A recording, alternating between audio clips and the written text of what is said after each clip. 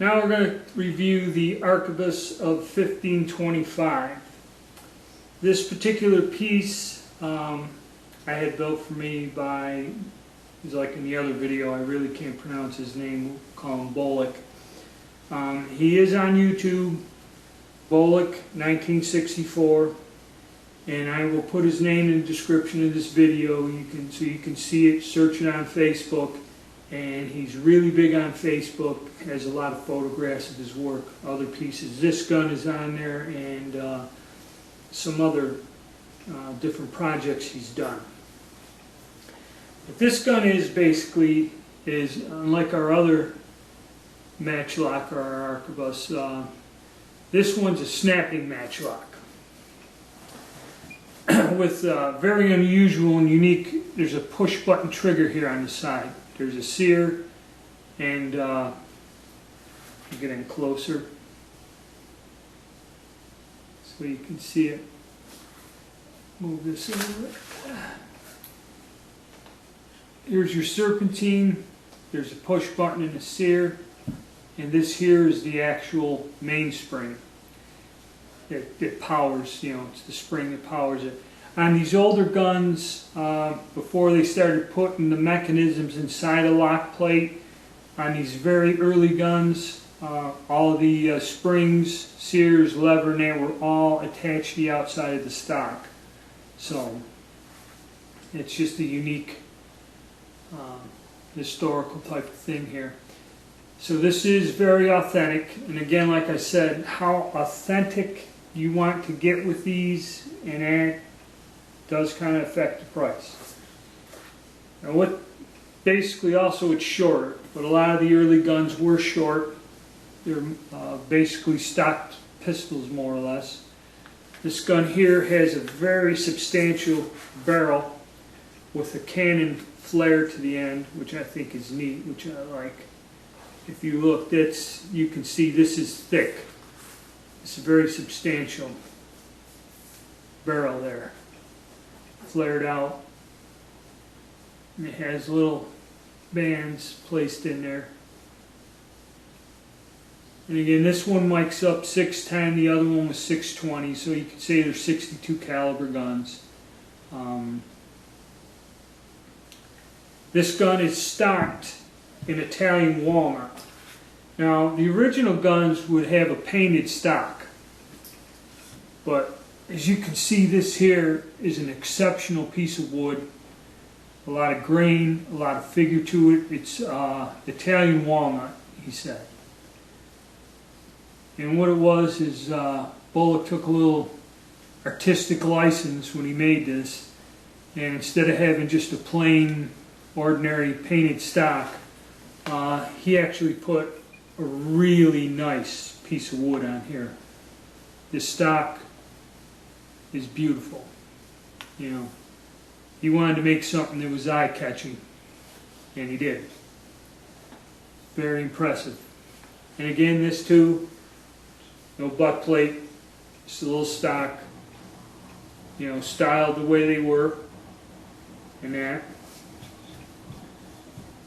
Now I'll kind of zoom in here and we'll take a look at how this works in a minute, which is interesting. Okay, how it works is the serpentine comes back, and there's a push button and a sear catch there. And as you see, it compresses the mainspring.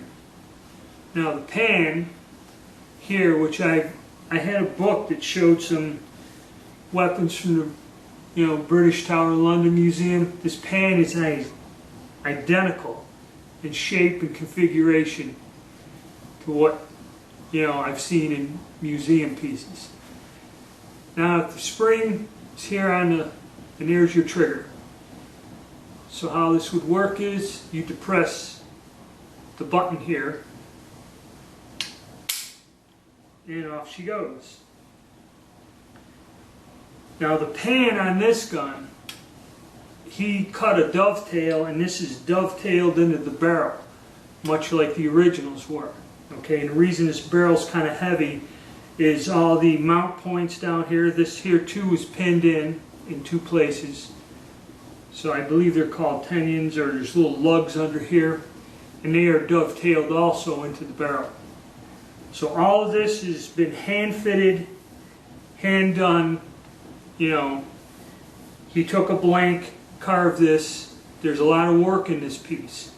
I don't believe there's any pre-shaping, pre-forming. There's no set pattern.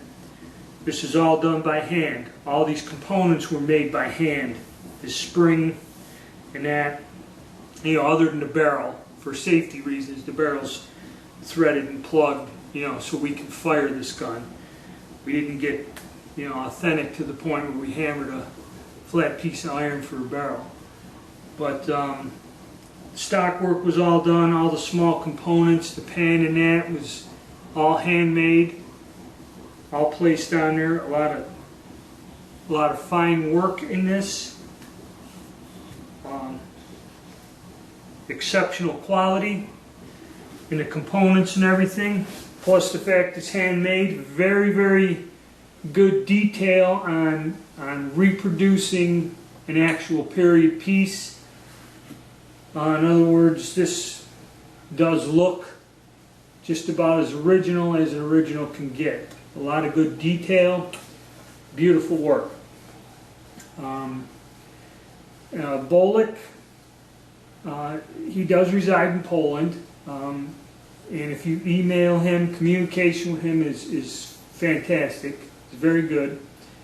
I believe he uses a translator to translate in English.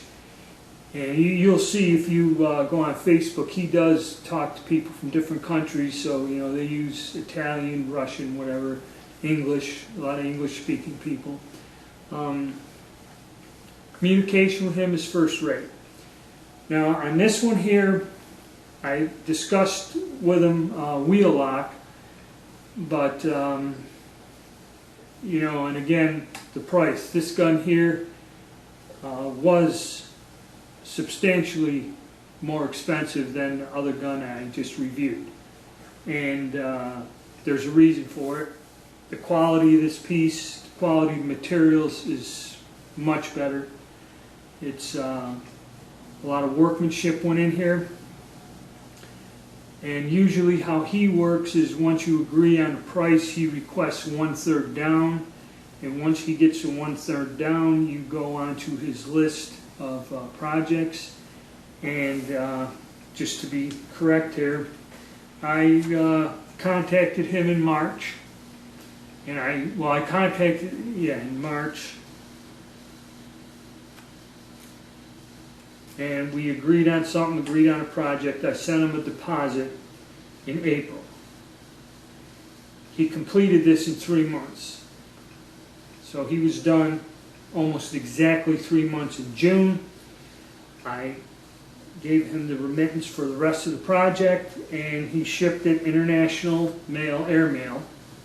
He gave me an option. I can go with sea mail, which is slightly less expensive postage and handling, or I could go express, which is probably airmail, which you know, added a little bit more money, but it only took 3 weeks.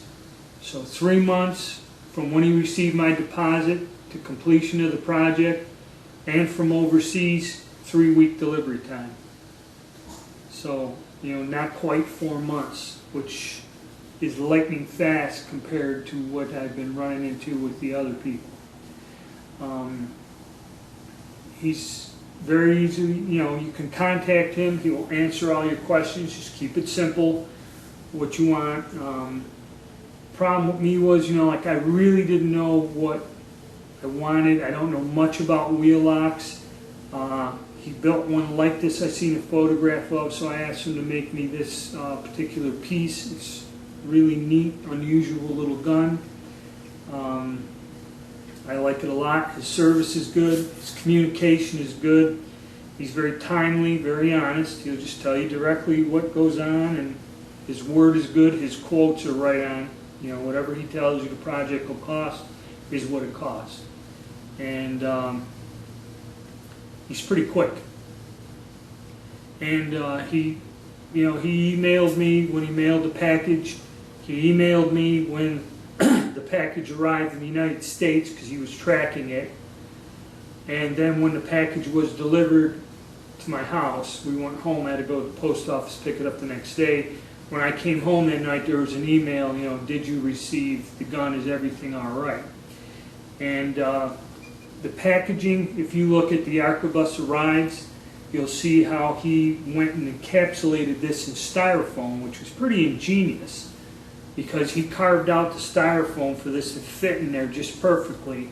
And it's lightweight, so it didn't cost an arm and a leg to ship it. And it was a pretty big piece of styrofoam and protected the gun quite well. So that was a pretty interesting way of shipping and handling. Shipping and handling is good and everything else. So I'll put his name down in the description and his YouTube username and app, and also his name you can look up on Facebook. And he's a real nice guy. I like doing business with him, and eventually I'll probably have him make me a wheel lock once I get around to getting the resources for that. But there's a review on that one. Thank you.